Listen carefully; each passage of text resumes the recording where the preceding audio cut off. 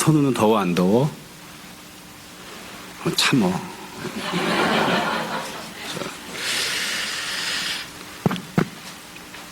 자, 우리 오늘 룻기 2장 맨 마지막 부분 말씀 함께 나누겠습니다. 몇 번 말씀드렸습니다만 룻기는 1장부터 4장까지가 동일한 패턴으로 내용이 전개가 됩니다. 각 장마다 제일 중요한 건 보아스와 룻 사이에 전개가 되는 대화예요. 근데 보아스는 은혜를 베푸는 사람이고 또 룻은 은혜를 받는 사람이니까 이걸 다리 표현하자면 은혜를 베푸는 분과 은혜를 받는 사람이 그런 각자의 나름의 관계 속에서 위치 속에서 어떤 이야기를 주고받는지가 이 룻기에 나오는 대화의 핵심인 거죠. 근데 이와 같은 핵심적인 대화가 마무리가 되면 그 다음에 각 장은 맨 마지막 부분에는 마무리를 하는 대화가 나옵니다. 그런데 이 마무리를 하는 대화는 보아스와 룻 사이의 대화가 아니고 주변 사람들이 나누는 그런 대화입니다. 그래서 이 2장에 나오는 뒷부분 대화는 시어머니였던 나오미와 며느리였던 룻 사이에, 나오미와 룻 사이에 전개가 되는 대화를 기록하고 있습니다. 자, 이것도 이제 관계 속에서 보자면 은혜를 받는 사람들 사이가 서로 대화를 하는 거죠. 그래서 지금 읽고 있는 이 말씀, 그리고 오늘 우리가 보려고 하는 이 내용은 은혜를 받은 사람은, 그러니까 은혜를 베푸는 사람이 아니에요. 은혜를 받는 사람은 어떤 생각, 어떤 반응, 어떤 행동을 하는가, 여기에 대해서 기록하고 있는 내용이고, 그런 점에서 생각을 해보려고 합니다.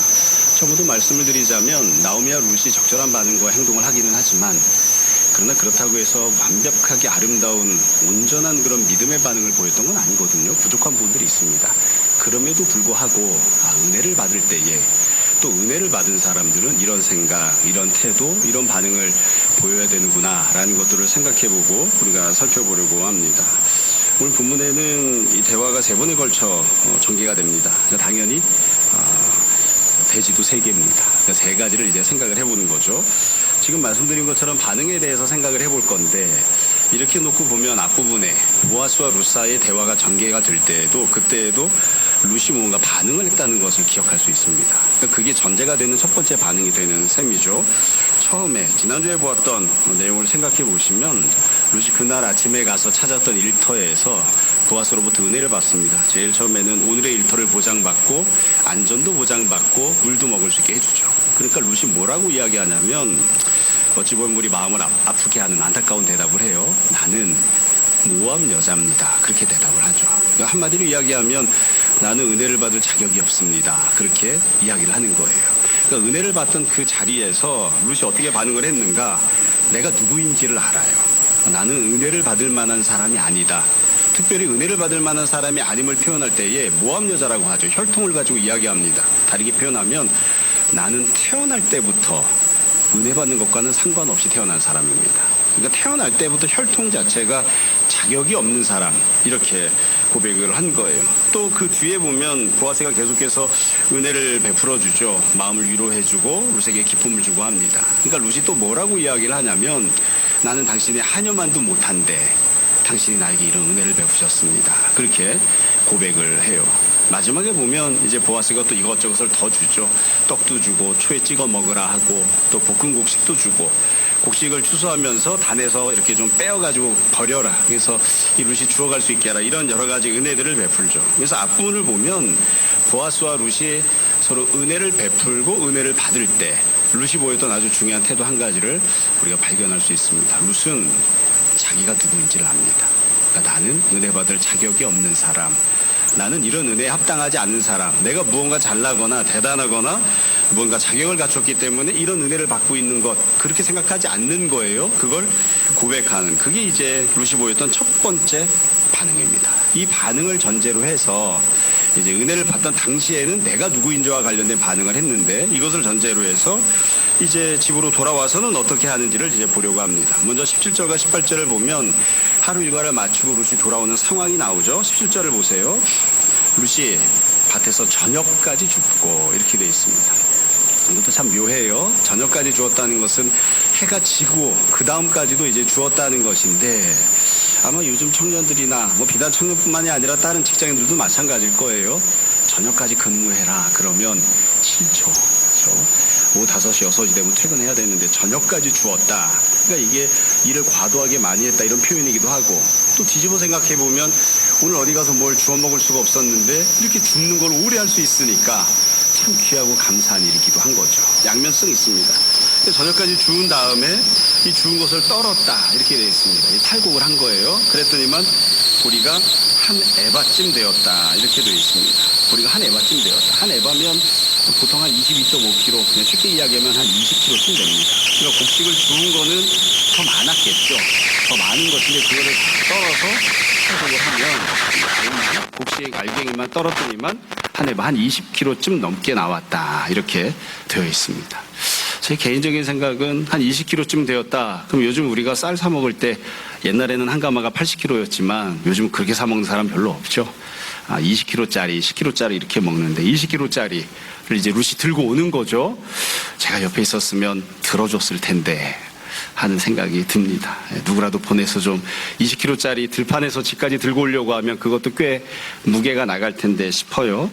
구약 성경을 보면 하나님께서 이스라엘이 광야 생활할 때 만나와 메추라기를 주셨죠. 만나를 주실 때에 분량을 정해 주셨습니다. 그래서 대략적으로 어떻게 되느냐, 성인 남성 한 명이 먹을 수 있는 분량으로 한 오멜을 이야기를 하십니다. 한 오멜은 2kg입니다.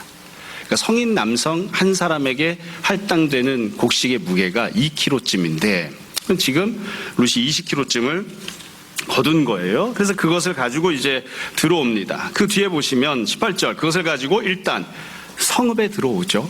성읍에 들어오고 그 다음으로는 집으로 들어가는 거죠. 그래서 18절 뒤에 보시면 시어머니에게 주운 것을 보이고, 그러니까 자기가 일했던 것을 가지고 와서 보이는 거예요. 그리고 그가 배불리 먹고 남긴 것을 내어 시어머니에게 드렸다 이렇게 되어 있습니다. 밭에서 일을 하다가 룻이 먹을 것을 먹었죠. 지난주에도 말씀드렸습니다만 만약에 점심을 싸가는 게 각자 하는 것이라면 아무것도 안 싸갔는데 무언가를 먹는 은혜를 누리기도 한 겁니다. 근데 심지어 룻은 어떻게 하냐면 지금 남은 것을 갖고 왔어요. 그러니까 보아스가 떡도 주고 소스도 주고 볶은 곡식도 주고 그걸 갖다가 배불리 다 먹고 싸가지고 갈 수 있게끔 이렇게 해준 겁니다. 그래서 이것을 많이 싸가지고 돌아온 거예요. 이게 참 완전히 똑같은 것은 아닙니다만 또 모든 친정 부모님이 그런 것은 아닙니다만 마치 보아스가 친정 엄마가 하듯이 너 여기서 잔뜩 먹어라 하고 잔뜩 먹여놓고 그 다음에 싸가지고 가라 해서 싸가지고 바리바리 싸서 가지고 오게 한 거예요. 그래서 결국 이 모든 것들을 시어머니가 다 보죠. 결국 이 나오미는 어떤 일을 경험을 하냐면 이 집에 앉아있다가 참 묘한 상황을 만나게 되는 거예요. 중요한 특징이 이 장면 안에 보이는데 하나는 이 시어머니 나오미는 밭에 나가지 않았습니다. 일하러 나가지 않았어요. 그럼에도 불구하고 밭에 나가서 룻이 받았던 모든 은혜를 지금 집에 앉아서 똑같이 누립니다. 밭에 나가서 일을 안 했지만 곡식을 갖고 왔잖아요. 룻이 일했던 곡식을 자기도 지금 보고 있습니다. 밭에 나가지 않았지만 보아스가 주었던 음식을 직접 받지는 않았지만 보아스가 룻에게 주었던 음식을 지금 시어머니 나오미가 같이 먹어요. 그러니까 지금 이 장면은 룻만 은혜를 받은 것이 아니라 룻이 어떤 은혜를 받았는지를 나오미가 보고 그리고 알게 되는 것이고 그러면서 나오미 자신도 똑같이 받아 누리는 그런 모습인 거죠. 그래서 2장 이 뒷부분을 보면 2장 첫 부분에 시작할 때의 상황과 매우 다릅니다. 아침에 어떻게 시작했는가를 생각해 보세요. 아침에 집을 나서죠. 그때는 빈손이었습니다. 어디 가서 무엇을 하나 걱정하고 근심하는 마음이 있었습니다. 도시락을 챙겨가지 못했어요. 근데 지금 하루를 마치고 저녁이 되어서 집으로 돌아올 때는 정반대입니다. 빈손이 아니라 두 손에 가득 무언가를 무겁게 들고 오고 있습니다. 그리고 내가 갖고 가지 않았던 떡을, 볶은 곡식을, 먹고 남은 귀한 음식을 더 들고 오는 그런 마음, 그런 상황이고 마음도 정반대죠. 아침에는 두려움, 근심이 있었다면 지금은 참 기쁨, 감사, 위로를 받은 그런 마음으로 돌아오는 그런 모습인 거예요. 그래서 처음과 마지막이 참 상황이 다릅니다. 이와 같이 해서 저녁에 집에 돌아오는 그런 모습이 된 거죠. 이런 상황 속에서 시어머니와 룻 사이의 첫 번째 대화가 시작됩니다. 대화 내용은 매우 간단하고 분명해서 우리 헷갈리거나 어렵게 생각할 그런 내용이 전혀 없습니다. 자, 19절부터 볼게요.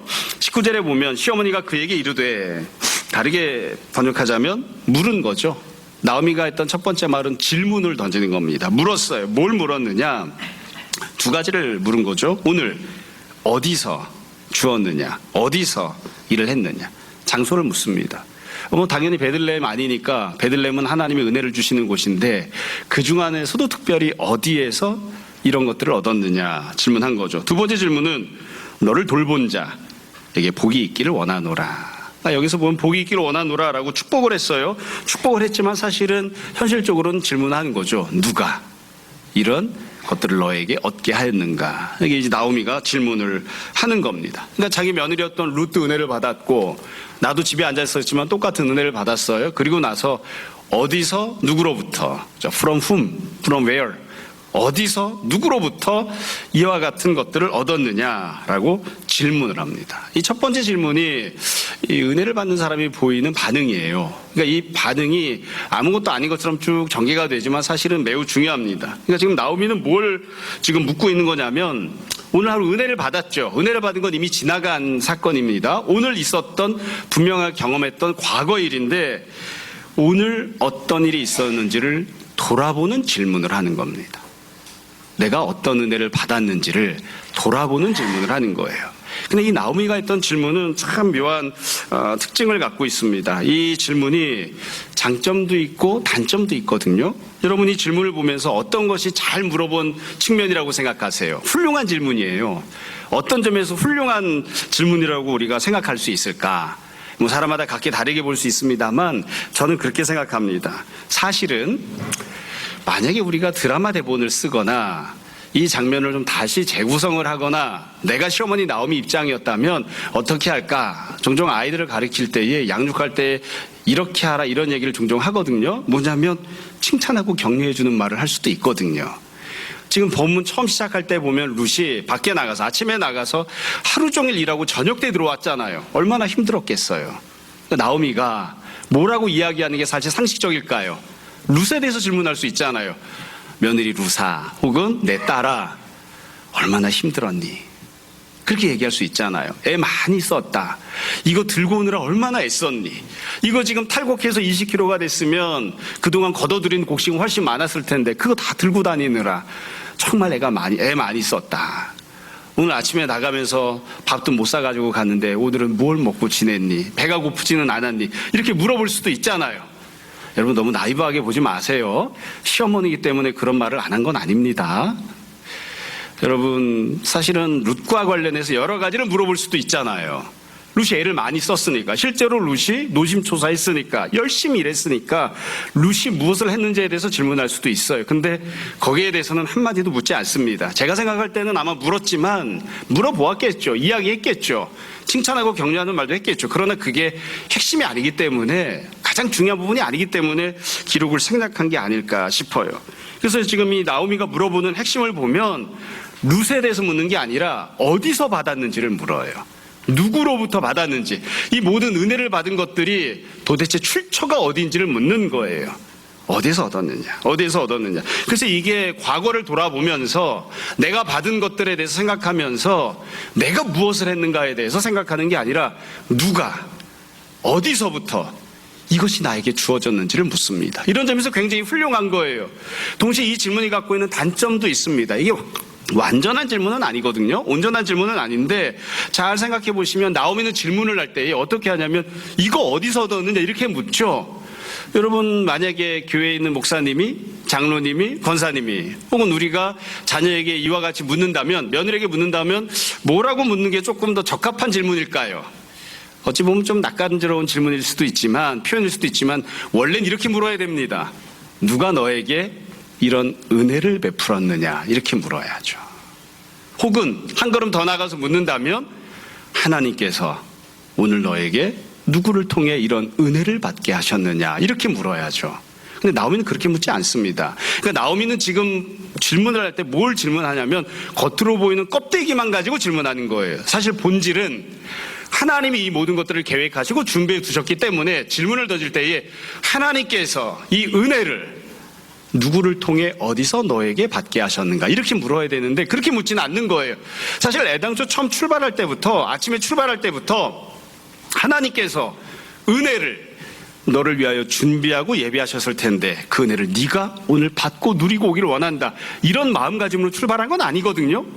그런 것들을 구하는 소망으로 출발했던 건 아니거든요. 그러니까 지금 돌아왔을 때도 질문하는 것 자체가 하나님에 대한 언급이나 은혜에 대한 언급이 없어요. 이것을 읽고 있는 우리 모두는 다 이게 하나님이 베푸시는 은혜라고 하는 것을, 본질이 하나님의 역사심이라는 것을 다 알고 있지만 나오미도 룻도 그런 표현을 쓰지 않습니다.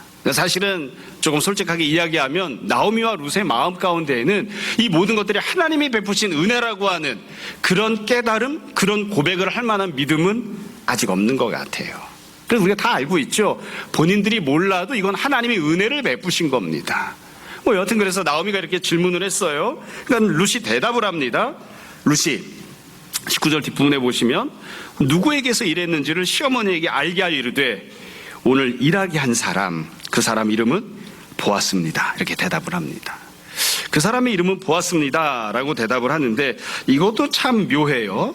여러분, 우리는 룻기를 읽으면 이 등장하는 인물이 보아스라는 걸 당연히 알기 때문에 당연히 보아스인가 보다 생각하지만 여러분 2장을 1절부터 천천히 읽어보시면 중간중간에 보아스의 밭에 갔다, 보아스의 땅에 갔다 등등등 보아스라는 이름이 여러 번 등장합니다. 그러나 잘 읽어보시면 사람들이 땅 주인의 이름이 보아스라고 말하는 장면은 없습니다. 그러니까 가령 사환들이 주인이 왔잖아요. 보아스가 찾아왔을 때 사환들의 앞에서 보아스님 이렇게 말하는 적이 없어요. 혹은 이 추수하면서 거두어들이는 사람들도 보아스라고 이름을 부르는 적이 없어요. 그래서 이게 참 묘한 부분이에요. 룻은 어디서 이 사람의 이름이 보아스라는 걸 알게 되었을까요? 요즘 같으면 몰래 찾아봤겠죠. 인스타를 뒤져보고 페이스북을 뒤져보고 했을 수도 있는데 그때는 그런 게 있는 게 아니니까, 아니면 조용히 신경을 써서 들었겠죠. 사람들이 이야기할 때에 여기는 누구 땅이야, 여기서 저 사람 온 사람은 이름이 뭐야, 사람들이 이야기하는 걸 은연중에 슬쩍 들었겠죠. 그래도 여하튼 룻이 알고 있는 거예요. 명시적으로는 나온 적이 없었던 보아스라고 하는 이름을 룻이 알고 있습니다. 신경을 쓰고 있는 거죠. 그래서 이 첫 번째 대화를 놓고 보면 룻이 처음으로 자기가 알고 있는 것을 이야기를 해요. 내게 은혜를 베푼 사람이 누군가, 그거를 압니다. 보아스가 은혜를 베풀었다라는 사실을 알고 있는 것이죠. 이게 첫 번째 대화입니다. 정리하자면 이렇습니다. 너무나 당연한 것이지만 도대체 은혜를 받은 사람들이 어떠한 반응을 보여야 되는가? 제일 중요한 첫걸음은 이겁니다. 누가 은혜를 베풀었는지를 알아야 됩니다. 누가? 그것을 알기 위해서 적절하게 잘 질문을 던져야 되는 것이고요. 네가 무엇을 했는가가 아니라 누가 어디서 너에게 은혜를 베풀었는가, 그 질문을 던져야 하는 것입니다. 이게 첫 번째 반응이에요. 그냥 조금 논리적인 비약일 수도 있지만 훅 건너뛰어서 질문을 던지면 이렇게 말할 수 있습니다. 우리가 다 예수님 믿기 전에, 신앙생활 온전히 하기 전에 가만히 신앙생활하고 난 뒤에 그 시기들을 돌이켜보면 어떠한가. 우리가 생각할 땐 처음에는 내가 그때 얼마나 열심히 살았는지, 내가 그때 얼마나 열심히 노력했는지, 내가 그때 얼마나 뼈 빠지게 일을 했는지, 이런 생각들을 하고 그런 것들에 관심을 두곤 하지만, 그러나 정말 던져야 되는 질문은 그게 아니라 다른 질문을 던져야 되는 거죠. 내가 주님을 알지도 못했고 믿지도 않았고 믿음으로 살지 않았음에도 불구하고 하나님께서 은혜를 준비해 두셨다가 나로 하여금 그 모든 것들을 누리게 하셨습니다. 내가 가만히 생각해 보니 하나님께서 그 모든 것들을 베풀어 주신 것입니다. 이게 첫 번째 반응입니다. 이 반응이 되지 않으면, 이 반응을 갖지 못하면 그 다음 상황으로는 넘어가기가 어려워요. 그 다음 믿음으로 넘어가기가 어려운 거예요. 여러분, 그래서 우리가 이것을 잘 생각하고 기억했으면 좋겠습니다. 질문을 던질 때, 여지껏 살아왔던 삶에 대해서 질문을 던질 때 나 자신에 대해서 질문을 던지지 말고, 그게 아니라 모든 것들을 계획하고 준비하셨던 하나님과 관련된 질문을 던지고, 그분은 하나님이십니다. 그분은 내 아버지십니다. 그분은 예수 그리스도십니다. 그렇게 이름을 아는 그런 모습이 이제 되어야 됩니다. 그 뒤에 두 번째 질문과 대답이 전개가 되는데요. 두 번째도 매우 짧습니다. 20절과 21절인데 20절에 보면 이제 나오미가 다시 이제 이야기를 시작해요. 나오미가 자기 며느리에게 이르되 그가 여호와로부터 복받기를 원하노라. 나오미가 이제 누구에 대해 이야기하냐면 보아스와 관련된 내용을 이야기하기 시작합니다. 보아스가 은혜를 베풀었으니까, 이렇게 선하게 행동해 줬으니까 뭐 불신자 입장에서 놓고 보면 야 오늘 정말 운수 대통이다 아주 럭키해 이렇게 이야기하는 그런 상황을 보아스가 만들어줬으니까 그 여호와로부터 복받기를 원하노라 보아스를 칭찬하는 혹은 축복하는 말을 하는 것이죠. 저는 개인적으로는 이런 표현을 보면 사실 이게 이 나오미가 보아스한테 해줄 수 있는 게 없잖아요. 그러니까 여호와께서 복 주시기를 원한다. 나는 그에게 복을 주진 못하지만 이렇게 이야기를 하고 있는데 이렇게 하나님을 언급하면서 하나님께 축복을 해달라고 복을 내려달라고 이렇게 이야기할 것 같으면 앞부분에서도 여호와를 이야기하면서 뭔가 이야기할 수 있었을 것 같은데 그런 점이 좀 아쉽습니다. 여하튼 그리고 나서 이렇게 설명하죠. 그가 살아있는 자 죽은 자에게 은혜 베풀기를 그치지 아니하도다. 계속해서 은혜를 베풀었다. 이렇게 이야기를 해요. 그런 다음에 나오미가 보아스가 누구인지를 설명합니다. 이게 두 번째 대화 시작되는 부분이에요. 20절 다시 보시면 중간에 나오미가 또 그에게 이르되 그 사람은 하고 그 사람 보아스가 누구인지를 설명합니다. 첫 번째로 우리와 가까운 사람이다. 우리와 가까운 사람이다. 두 번째로 가깝다는 걸 설명합니다. 우리 기업을 물을 자 중에 하나이니라.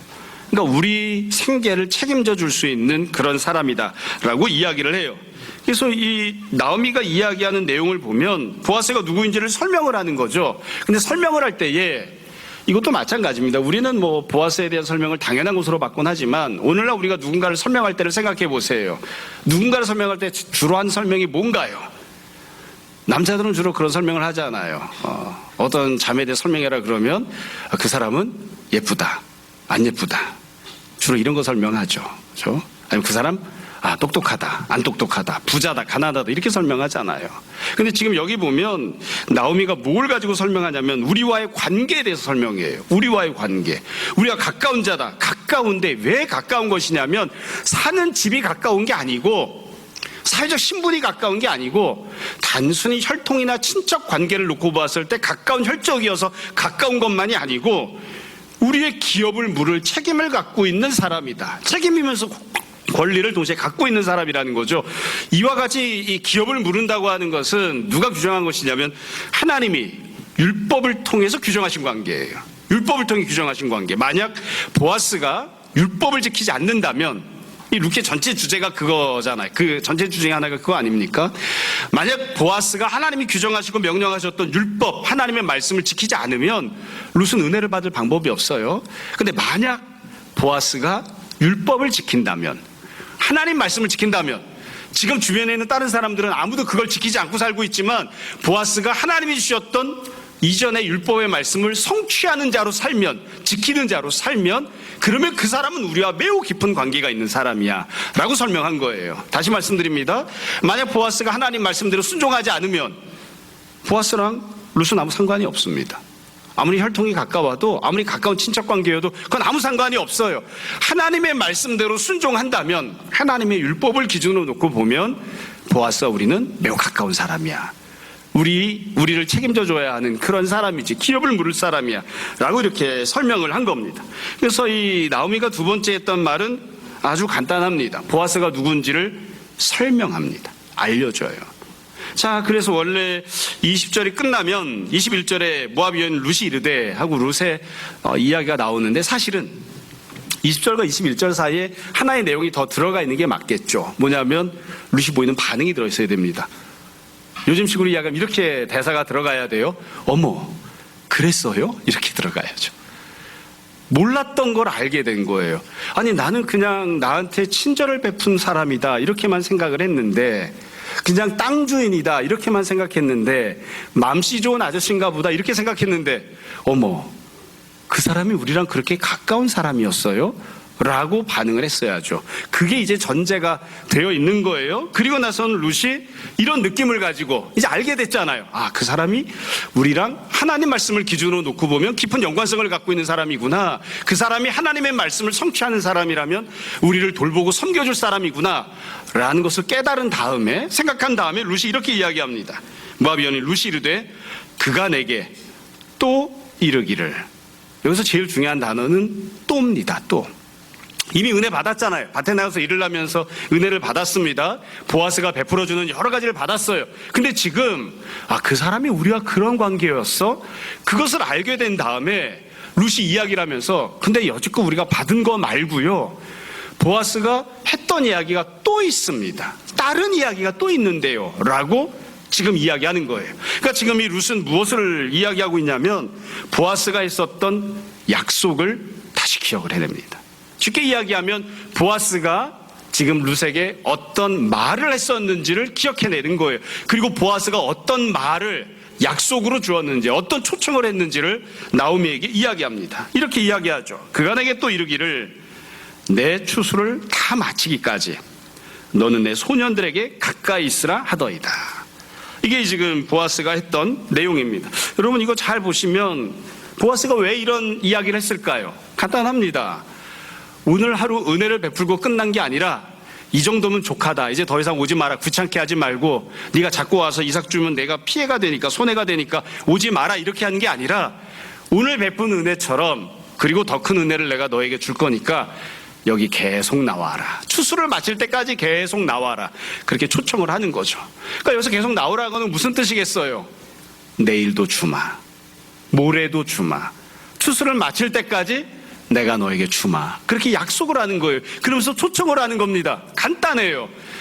여지껏은 어떻게 해야 먹고 살 수 있는지, 어디 가야 은혜를 받을 수 있는지 알 수 없었지만 내가 이미 너에게 은혜를 베풀었잖아. 행동으로 보여주었다고요. 은혜를 베풀어 주었잖아. 네가 이미 경험한 이 은혜를 앞으로도 내가 너에게 줄 테니까 이 사실을 생각하고 소망을 가지고 내일 아침에는 너무 힘들어하지 말고, 걱정하지 말고, 어디로 가야 할지 고민하지 말고 바로 여기로 나와라. 그러면 내가 똑같이 은혜를 베풀어 줄게. 그렇게 초청을 하는 거죠. 지금 룻이 그와 같은 내용을 지금 이야기를 하는 거, 이렇게 대답을 하고 있습니다. 이게 지금 두 번째 내용입니다. 여러분 이 표현을 보면 보아스가 굉장히 애둘러서 표현을 하지만 이렇게 연애하는 사람들, 서로 사귀는 사람들, 사랑하는 사람 사이에 이렇게 놓고 보면 뭐 당연히 의미가 있는 말을 하죠. 보아스가 했던 말을 다시 한번 보세요. 내 추수를 다 마치기까지. 언제까지요? 추수를 다 마칠 때까지. 너는 누구에게 가까이 있으라고요? 내 소년들에게 가까이 있으라. 이렇게 이야기합니다. 근데 진짜로 하고 싶은 말은 뭘까요? 정말로 보아스가 원하는 건 룻이 소년들 가까이 있는 걸까요? 아니죠. 여기서 내 소년들에게를 빼버리시면 너는 가까이 있으라. 이게 진짜 하고 싶은 얘기예요. 너는 가까이 있으라. 이거 뭐 약간 좀 옆으로 빠져나가는 이야기긴 합니다만 교회 안에 청년부가 부흥할 때가 있습니다. 언제일까요? 누군가가 교제하고 있을 때입니다. 형제가 교회 열심히 나오기 시작했어요. 왜 나올까요? 그래서 안 물어봅니다. 물어보면 솔직하게 대답을 안 해요. 좋아하는 자매가 있기 때문에 열심히 나오고 있는 겁니다. 좋아하는 자매가 있기 때문에. 그거 이외에 청년부가 부흥하는 다른 이유는 매우 희귀합니다. 매우 희귀해요. 아닌가? 저만 그런 경험을 한 건가요? 저도 대학 다닐 때에 우리 과에 기독교 모임이 제가 있을 때 부흥을 많이 했습니다. 막 20-30명씩 모여서. 그전에는 과에 그런 기독교 모임이 있는지 없는지도 몰랐는데 제가 졸업할 때에 과가 막 부흥했다고. 왜 그럴까요? 제가 애들 엄마랑 연애를 시작을 해서 그때 그 기독교 모임에서 만나서 같이 도기닥 했거든요. 지금 이 보아스가 하고 싶은 얘기는 뭘까요? 꼭 와라. 꼭 와라. 가까이 두고 싶은 거예요. 오늘도 가까이 있었지만 내일도 와라. 언제까지 가까이 두고 싶을까요? 추수 끝날 때까지. 추수가 끝난 다음에 어떻게 할까요? 건수를 만들겠죠. 건수를 만들어서 가까이 또 오라고 하겠죠. 계속 데리고 있고 싶은 거예요. 그래서 오늘만 아니라 앞으로도 계속 나는 너와 가까이 있고 싶고 나는 너에게 은혜를 베풀고 싶다. 지금 그렇게 이야기를 하는 겁니다. 여러분 이 두 번째 대화를 보면 이 나오미와 룻이 보였던 아주 중요한 반응이 나옵니다. 그건 뭐냐면 보아스가 누구인지를 아는 거예요. 누구인지를 아는 거예요.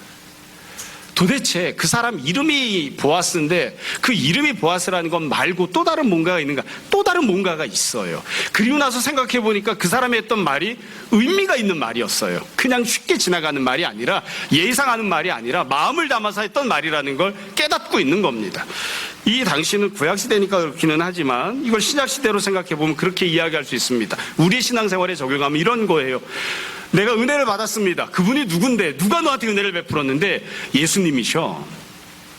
그랬는데 나는 잘 몰랐는데 먼저 예수님 믿었던 사람이 혹은 구약 이스라엘 백성들이 설명을 하는 거예요. 예수님이 누군지 알아? 하나님의 말씀에 의하면 하나님이 주셨던 약속에 의하면 하나님의 약속이 성취가 되기만 하면 그분이 너에게 오늘 주신 것뿐만 아니라 내일 더 큰 은혜를 주시고자 너를 가까이 하려고 하시는 분이셔 라고 설명을 듣는 거예요. 그래서 이전에는 몰랐는데 내가 지금 받은 은혜만이 아니라 다른 은혜도 받을 수 있다고? 예수님이 나에게 말씀하셨던 게 그냥 지나가듯이 예의상 그냥 그렇게 했던 립서비스가 아니라 정말로 나를 가까이 두기 위해서 오늘만이 아니라 내일도 추수 때까지만이 아니라 그 이후까지도 나에게 또 다른 은혜를 예비하시고 베풀려고 그렇게 초청을 하고 계신 것이었어. 그래서 이제 생각을 하는 거죠. 주님이 나에게 어떤 말씀을 하셨나? 예수님이 나에게 어떤 은혜를 준비하셨나? 이제 이거를 생각하기 시작하는 겁니다. 이게 두 번째 반응이에요. 그래서 예수님이 누군지, 창세 전부터 아브라함 이삭 때부터 그에게 모든 선지자들 때부터 나에게 은혜를 베풀기로 약속되어 있던 그분이죠. 나와 긴밀하게 상관이 있는 분이셨어. 그냥 단순히 내가 불쌍해서 도와준 게 아니라 그분과 나는 가까운 사이이고, 그분은 하나님 말씀에 의하면 나의 기업을 물을 자, 나를 책임져 주실 분, 나의 영원한 신랑이 되시는 분이죠. 그걸 이제 깨닫기 시작하는 거예요. 이게 두 번째 반응입니다. 예수님이 누구신지를 알기 시작하는 거예요. 마지막 세 번째 대화가 그 뒤에 22절과 23절에 나옵니다. 두 가지 했으니까 이제 마지막 세 번째 하면 마지막입니다. 이번에는 본문이 짧아요. 22절에 보면 나오미가 며느리 룻에게 이르되, 이제 세 번째, 나오미가 이번엔 권면을 합니다. 내 딸아, 너는 그의 소녀들과 함께 나가고 다른 밭에서 사람을 만나지 아니하는 것이 좋으니라. 이번에는 권면을 하는데, 이 권면하는 내용을 보면 선택을 어떻게 하는지를 알려주죠.